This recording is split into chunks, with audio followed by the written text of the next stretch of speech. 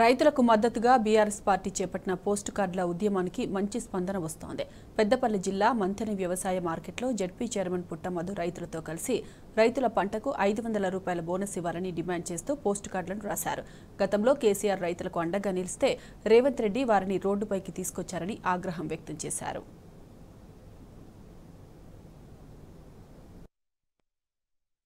ఏదైతే రైతుకు బోనస్ ఇస్తా అన్నారో అది ఇవ్వాలి. ఇప్పటి వరకు కూడా దాని మీద ఏమీ ఎవ్వరూ దరఖాస్తులు ఇవ్వలేదు. అది ఆటోమేటిక్గా యాడ్ కావాలి, అయితలేదు. 1500 రైతు బంధు రాలేదు. అది కూడా 4 ఎకరాల వరకు కొంతమందికి వచ్చి ఆగిపోయింది. రైతు రుణమాఫీ రేవంత్ రెడ్డి గారు డిసెంబర్ 9 నాడు రుణమాఫీ చేస్తా అన్నాడు, మర్చిపోయిండు.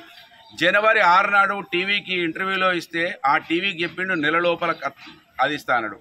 అంటే జనవరి 6 నుంచి ఫిబ్రవరి 6 వరకే ఆయన చెయ్యాలి. కనీసం మొదలు కూడా పెట్టలేదు. ఆశ్చర్యం ఏంటంటే ముఖ్యమంత్రి గారు ఇచ్చిన హామీని మొదలన్న పెట్టాలి, అది మొదలు పెట్టలేదు.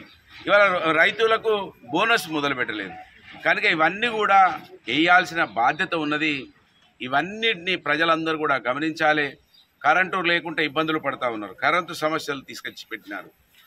ఇవాళ మంత్రి గారి స్టేట్మెంట్ చూస్తే మొత్తమే రాష్ట్రం అంతా 3000 ఎకరాల పైచిలుక అని చెప్తా ఉన్నాడు. 3000 ఎకరాలు నేను అనుకుంటా మన మంత్రి ప్రాంతంలోనే ఉంటుంది. ఈ 1000 ఎకరాలు ఎండిపోయినటువంటి పంటలను ఎగ్గొట్టే, పంట నష్టపరిహారం ఎగ్గొట్టే ప్రయత్నం చేస్తూ ఉన్నారు. కనుక వెంటనే ఇవన్నిటిని కూడా అమలు చేయాలి.